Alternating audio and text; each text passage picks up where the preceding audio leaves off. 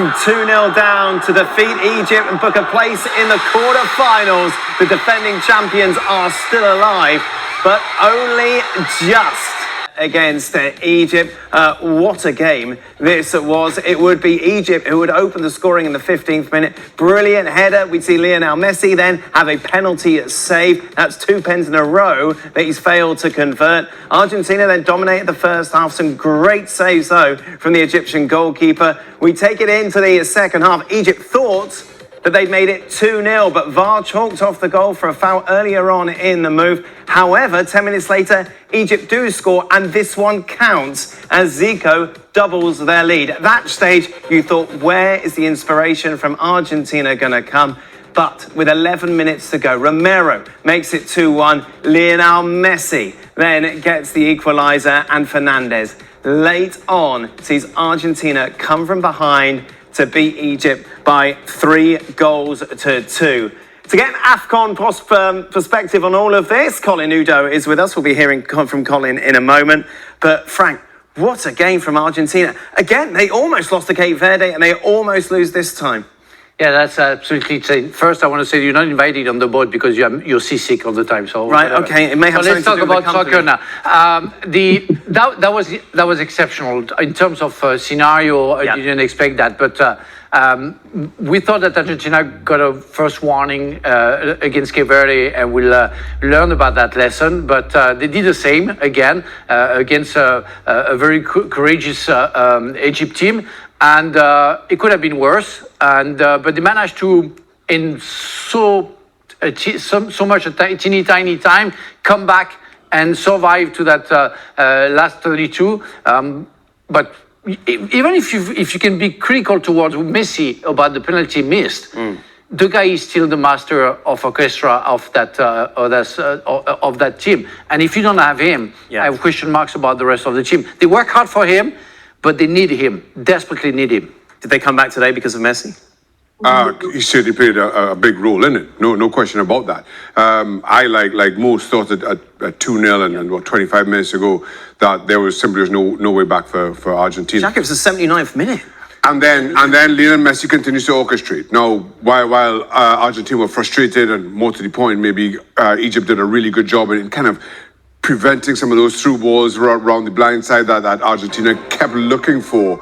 Lionel Messi drifts out wide, puts a cross into to Romero, and Egypt have found out. Just from that long aerial ball, I want to feel that it's as much tired legs as anything. The game is a whole lot tougher, a whole lot more tiring when you don't have the ball. And Egypt didn't spend any time in possession and eventually just told. What a performance from the defending champions in the end. Yeah, you have to appreciate the character, for sure. I mean, Messi, of course, the assist on the Romero goal, first of all, and then once it's 2-1, I think we all knew they were going to come back, and Messi's goal is fantastic. The way he hits it just after the rebound too is great, but they have that character. They've got flows. They lack pace, since Di Maria retired. Even with Nico Gonzalez coming on, they lack width as well because only the fullbacks do that. But when they have Messi in that kind of form like he's been in this World Cup, you can never count them out. What a juxtaposition to the conversation we were having about Ronaldo.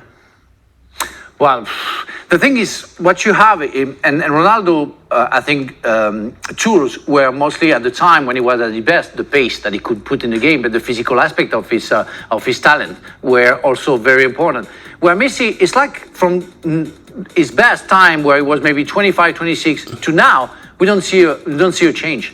He's still accurate, he's still very precise, he's still very skillful, of course, and technically perfect, and the vision is great, because it's not only about himself, it's also about assisting other players. So everything is perfect at 39. It's like he never changed, he didn't need to change his football. Ronaldo had to adjust, being from the left side to the middle, and working more as a striker. Then Messi doesn't move from his position, and he's still very accurate. So I don't know if there is a debate. They didn't play the same position for me. They were two great players, but Messi is still at the top of the top. Before the start of this tournament, I went on SportsCenter and they asked me about Argentina's prospects, and I said, don't worry about them. They're 4 years older. I don't think they're going to go very far in this tournament. Lionel Messi now playing in MLS. How could I have been so wrong? Well, Again. I'm with you. I'm with you. I'll join you. Thank you, Shaka. In And being- those response to the TikToks, please also mention. I'll join in being as wrong as I was. I also felt that 12 months ago, you kind of got a hint of that, albeit Lionel Messi with Inter Miami in the Club World Cup, and it's a very different supporting cast, I get that, but he didn't have the kind of impacts in that tournament that you would expect of Lionel Messi, or you saw from him in 2022. So I think it was an easy conclusion to draw. And then all of a sudden, this tournament starts, and again, Lionel Messi just rolled the years back in a way that nobody saw. You kind of take these performances, take his numbers for granted. In MLS, you didn't see it in the Club World Cup, and then he has once again just come to life in a way that nobody's expecting. And maybe it's partly because he's not playing with the same pressure that you'd seen in previous editions of the World Cup, because they wanted it in 22, and he's just having the time of his life. Did you see this coming, Jules? I mean, yes and no. They haven't played anybody, right? And it's not me dissing them. It's just the fact that they haven't played one of the best teams in the world yet. And then the quarterfinals, they won against Egypt. No offense to Egypt, this is not a great team. Mo Salah is not the great player that he used to be. This is a strong collective, they can defend, but we showed their limitations today, despite the great second goal that they scored. Before that, it was Cape Verde, and then their group stage was easy for Argentina. So for me, the first real test comes with Switzerland, a really well-organized, strong physically team. Argentina haven't really played any European teams in the last 4 years, since the last World Cup when they beat us in the final. And I think it's another challenge to play a team like Switzerland than it is to play any team that they've played so far really in this tournament. But on the other hand, they're still a team that works really hard for Messi. Messi is still a magician, and they will always have something a bit different, like the cross from Lautaro Martinez for the Enzo header today.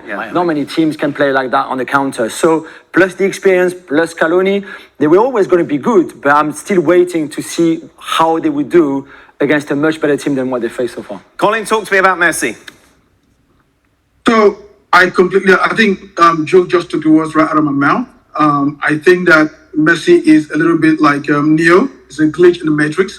And the fact that he's been doing it for so long, I think it's absolutely amazing. However, I do really agree with Jules. They haven't really played anybody. When you look at the group stage, they kind of cruise to, and that, again, that's the benefit of having a 48-team World Cup. It means that the top teams are going to go through the group more or less at a canter, and then you go to round of 32. It's about the same thing where they face Cape Verde. Cape Verde didn't come into that game hoping to win.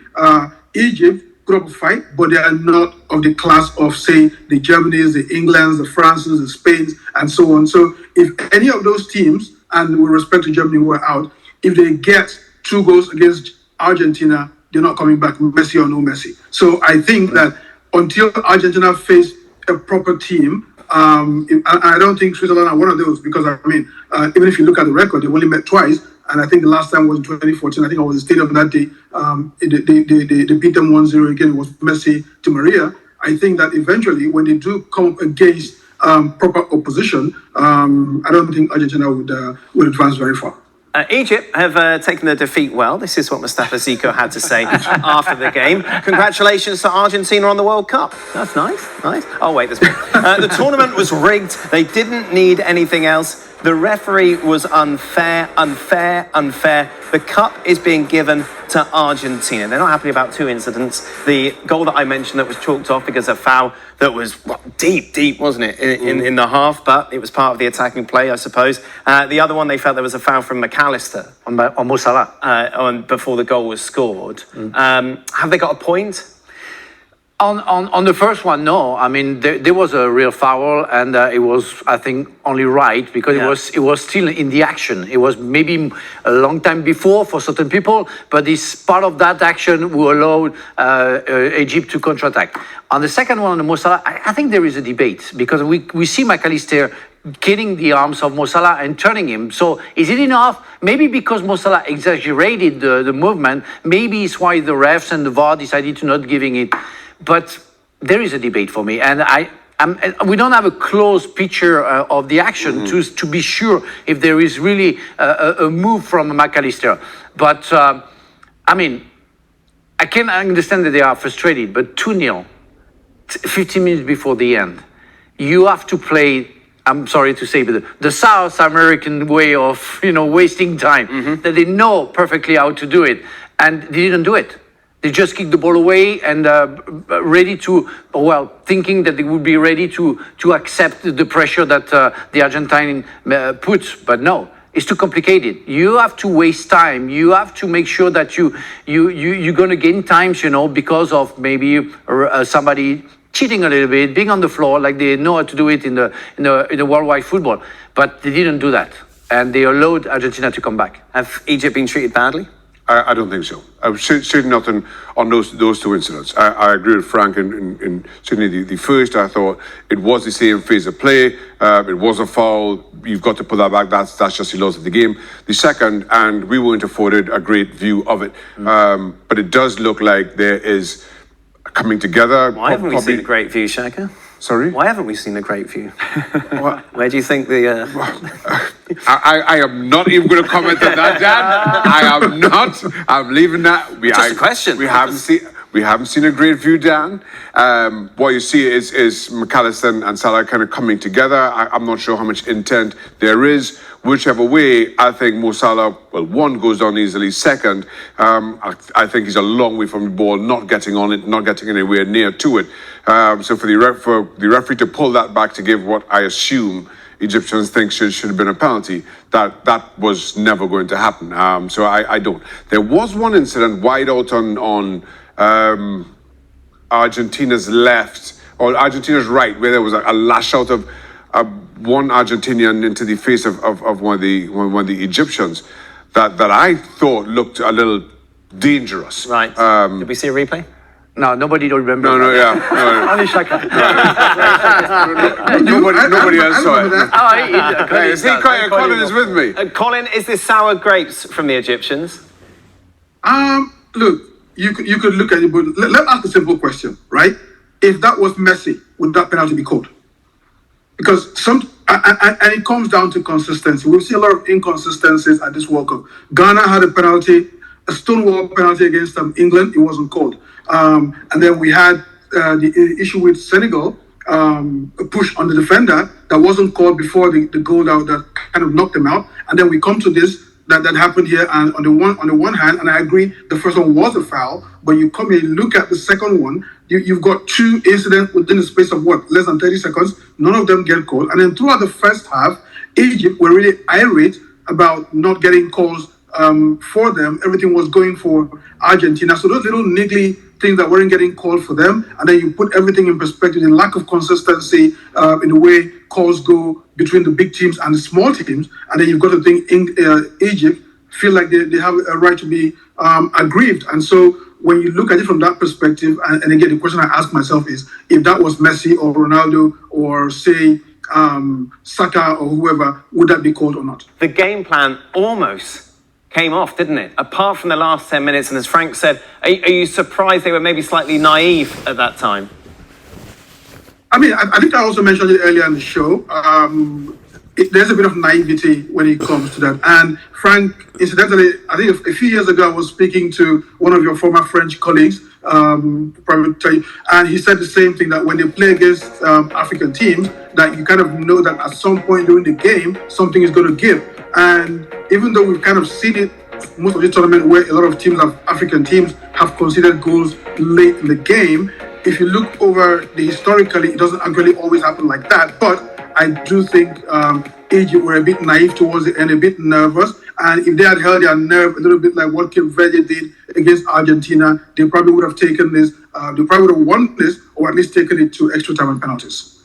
Colin, just one team now remaining in the World Cup, flying the flag for AFCON. Oh yeah, Morocco. I think they're going to take care of France easy. I mean, Frank knows that should be a really easy job for Morocco to take care of France. But here's the thing. One thing I'm going to say before we go is this: there were 9 African teams at this World. Sorry, there were 10 African teams at this World Cup. 9 made it to the round of 32. Now, even though we only have 1 left, what I'm going to tell you is this: watch the next AFCON. You're going to see some unbelievable football. The AFCON has always been a great tournament, but now I think the whole world should watch the next AFCON in 2027.